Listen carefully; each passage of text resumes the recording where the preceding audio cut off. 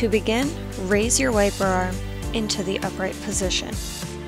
Rotate the blade perpendicular to the arm as shown.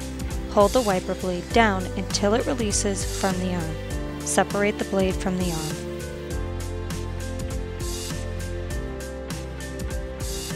For easier installation, position the adapter on an angle as shown.